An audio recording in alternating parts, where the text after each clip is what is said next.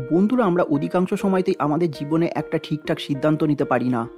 যেমন এই কিছুদিন আগে আমি একটা রেস্টুরেন্টে খেতে গেছিলাম, কিন্তু আমি সেখানে গিয়ে কি খাবার অর্ডার করব আমি এটা বুঝতে পারছিলাম না। কিছুক্ষণ পর ওখানকার ওয়েটার এসে আমাকে একটা ডিশ সাজেস্ট করে। আমি সেই ডিশটা তার কথা মতো অর্ডার করে দিই। এই ডিশটা খেতেও অত ভালো ছিল না, আর এটার দামও অনেক বেশি ছিল। বেশিরভাগ ক্ষেত্রে এই হোটেলের ওয়েটার বা ম্যানেজাররা সেই ধরনের খাবারগুলোই সাজেস্ট করে থাকে, যেটার মাধ্যমে তাদের রেস্টুরেন্টের অনেক বেশি লাভ হবে। বন্ধুরা, আমরা আমাদের জীবনে প্রায়ই এই রকম সমস্যায় পড়ি। আমরা অনেকেই এটা বুঝতে পারি না যে আমরা কোন বিষয় নিয়ে ভবিষ্যতে পড়াশোনা করব, আমাদের অর্থ কোথায় বিনিয়োগ করব, আমরা চাকরির পাশাপাশি কিভাবে একটা ব্যবসা শুরু করব ইত্যাদি। আর আমরা যখনই এই রকম সমস্যায় পড়ি, তখন আমরা আমাদের সিদ্ধান্তগুলো অন্যের হাতে তুলে দিই, অর্থাৎ অন্যরা যা বলে আমরা সেই পথ অনুসরণ করি। কিন্তু জীবনের গুরুত্বপূর্ণ বিষয়গুলো অন্যের হাতে তুলে দেওয়াটা ঠিক না। এটা আমাদের নিজেদের জীবন, এবং আমাদের নিজেদের জীবনের সিদ্ধান্ত আমাদের নিজেদেরকেই নিতে হবে। লেখক ড্যারিয়াস ফরাক্স তার লেখা বই থিঙ্ক স্ট্রেটে এই ধরনের সমস্যাগুলোকে মোকাবেলা করবার জন্য একটা পথ দেখিয়েছেন। লেখক বলেছেন, আমাদের জীবনের গুরুত্বপূর্ণ জায়গাগুলোতে আমাদের ফোকাস করা গুরুত্বপূর্ণ। লেখক তার বইয়ের মাধ্যমে আমাদের মনকে জটমুক্ত করতে এবং স্পষ্টভাবে চিন্তাভাবনা করবার জন্য একটা পথ দেখিয়েছেন। তিনি তার বইয়ের মাধ্যমে আমাদের চিন্তাভাবনাকে নিয়ন্ত্রণ করতে উৎসাহিত করেছেন। তিনি বলেছেন, সোজা চিন্তাভাবনা কেবল একটা দক্ষতা নয়, বরং এটা একটা পছন্দ যা আমাদের উদ্দেশ্য এবং পরিপূর্ণ জীবন তৈরি করতে সক্ষম করে। আপনি যদি আপনার মানসিক বিশৃঙ্খলতা কাটিয়ে উঠতে চান এবং আপনার সত্যিকারের সম্ভাবনাকে আনলক করতে চান, তাহলে থিঙ্ক স্ট্রেট বইটি আপনার জন্য একটা রূপান্তরমূলক পাঠ, যা আপনাকে জীবনে স্পষ্টতা এবং সাফল্যের পথে পরিচালিত করবে। আজকের ভিডিওতে আমি এই বইয়ের মূল বিষয় আপনাদের সাথে শেয়ার করব। আপনাদের মূল্যবান সময় নষ্ট না করে আজকের ভিডিওটা শুরু করা যাক। লেখক তার বইয়ের মাধ্যমে আমাদেরকে আমাদের চিন্তাভাবনার উপরে নিয়ন্ত্রণ পুনরুদ্ধার করতে এবং একটা মানসিক স্বচ্ছতা অর্জন করবার জন্য একটা গাইড প্রদান করেছেন। তিনি তার জীবনের ব্যক্তিগত অভিজ্ঞতা এবং গবেষণা থেকে একটা সহজ পদ্ধতি উপস্থাপনা করেছেন, যা অনুসরণ করা খুব সহজ, কিন্তু বাস্তবে সেটা অত্যন্ত কার্যকর। লেখক তার বইতে প্রথম যেই ধারণাটার উপরে জোর দিয়েছেন, সেটা হলো বাস্তবে গুরুত্বপূর্ণ বিষয়গুলোর উপরে ফোকাস করাটা হলো গুরুত্বপূর্ণ।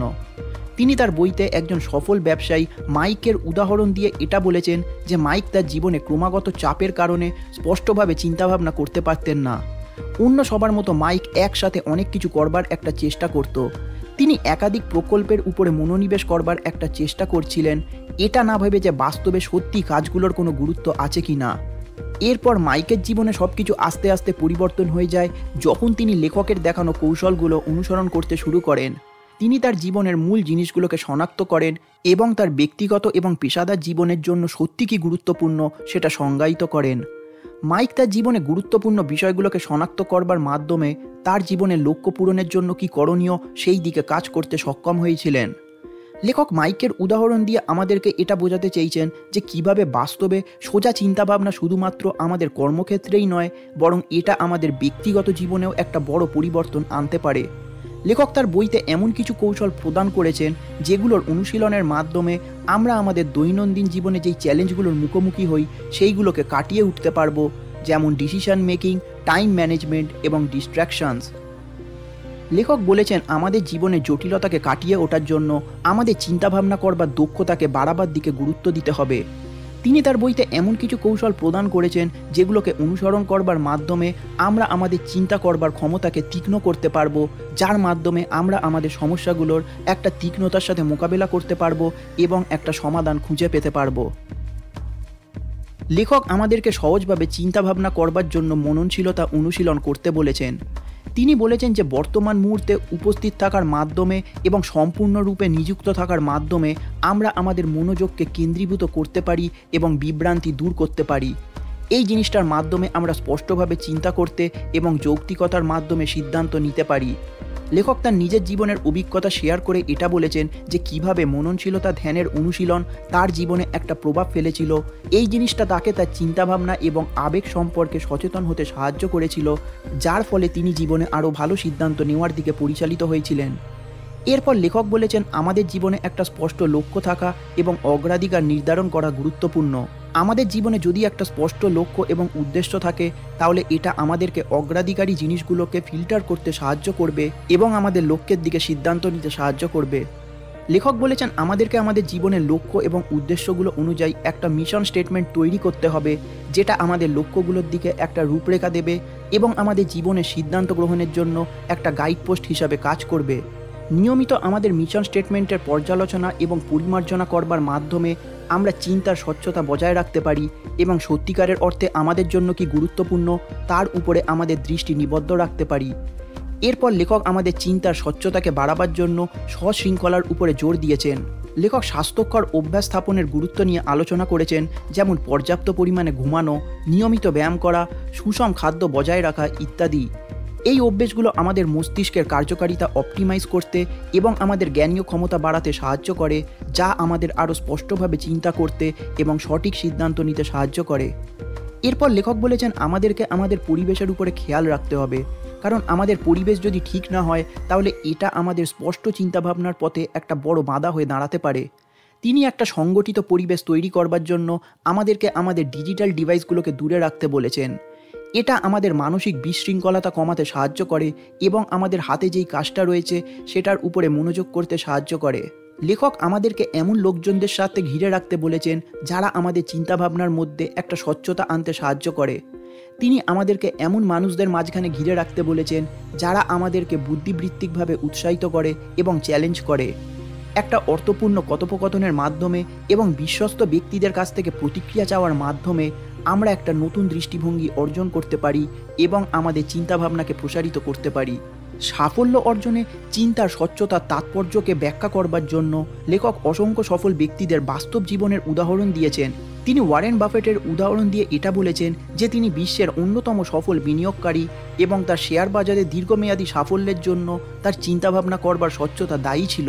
কে কি বলল সেই দিকে পাত্তা না দিয়ে এবং বিনিয়োগের মৌলিক বিষয়গুলোতে ফোকাস করবার মাধ্যমে তিনি জীবনে ধারাবাহিকভাবে লাভজনক সিদ্ধান্ত নিতে সক্ষম হয়েছিলেন। মূল বিষয় হলো লেখক বলেছেন যে জীবনে সাফল্য অর্জনের জন্য আমাদেরকে কার্যকর সিদ্ধান্ত নিতে হবে এবং চিন্তার স্বচ্ছতার উপরে জোর দিতে হবে। জার্নালিং, মননশীলতা, লক্ষ্য নির্ধারণ, সশৃঙ্খলা এবং একটা পরিষ্কার চিন্তাভাবনার জন্য উপযোগী পরিবেশ তৈরি করবার মতো কৌশলগুলো অনুশীলন করে আমরা আমাদের জীবনে সঠিক সিদ্ধান্ত নেওয়ার ক্ষমতাকে বাড়াতে পারবো এবং সাফল্যের দিকে একটা পথ তৈরি করতে পারবো। লেখক বলেছেন যে চিন্তাভাবনা করবার স্বচ্ছতা সকলের জন্যই অর্জনযোগ্য। লেখক বলেছেন যে তিনি নিজে কোনো সিদ্ধান্ত নেওয়ার আগে তার সামনে যে সমস্যা বা লক্ষ্যটি আছে সেটাকে চিহ্নিত করবার একটা চেষ্টা করতেন। এরপরে তিনি সেই সম্পর্কে গবেষণা করতেন এবং তার সিদ্ধান্ত সম্পর্কিত তথ্য সংগ্রহ করবার একটা চেষ্টা করতেন। তিনি বই পড়ে, বিশেষজ্ঞদের সাথে কথা বলে বা অনলাইন গবেষণা করে তথ্যগুলোকে সংগ্রহ করতেন। একবার যখন তিনি পর্যাপ্ত পরিমাণে তথ্য সংগ্রহ করতে সক্ষম হতেন তখন তিনি নিজের জন্য একটা সময়সীমা সেট করতেন। লেখক বলেছেন আমাদেরকে আমাদের সমস্যাগুলোর জন্য একটা সম্ভাব্য বিকল্প বা সব সমাধানগুলোর একটা তালিকা তৈরি করতে হবে। তিনি সমস্ত বিকল্পগুলোকে লিখতে বলেছেন, এমনকি যেই বিকল্পগুলো অবাস্তব বা দূরবর্তী বলে মনে হতে পারে সেগুলোকেও তিনি লিখতে বলেছেন। আমরা সৃজনশীলভাবে চিন্তা করবার মাধ্যমে এবং নিজেদেরকে সমস্ত সম্ভাবনার বিবেচনা করবার অনুমতি দিয়ে আমরা সম্ভাব্য সাফল্য এবং উদ্ভাবনী সমাধানগুলোর জন্য উন্মুক্ত থাকতে পারি। আমাদের সমস্যাগুলোর জন্য একটা বিকল্প তালিকা তৈরি করবার পরে লেখক প্রতিটা বিকল্পের মূল্যায়ন করবার জন্য সুপারিশ করেছেন। প্রতিটা বিকল্পের মূল্যায়ন করবার মাধ্যমে আমরা এটা নিশ্চিত করতে পারি যে আমরা যেই সিদ্ধান্তগুলো নিচ্ছি সেইগুলো আমাদের দীর্ঘমেয়াদী উদ্দেশ্যগুলোর সাথে সঙ্গতিপূর্ণ।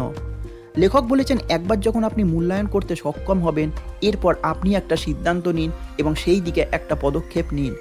একবার যখন আমরা একটা ক্রিয়াকলাপ বেছে নেব তখন আমাদেরকে সেই দিকে প্রতিশ্রুতিবদ্ধ থাকতে হবে এবং কোনো দ্বিতীয় অনুমান এড়িয়ে চলতে হবে।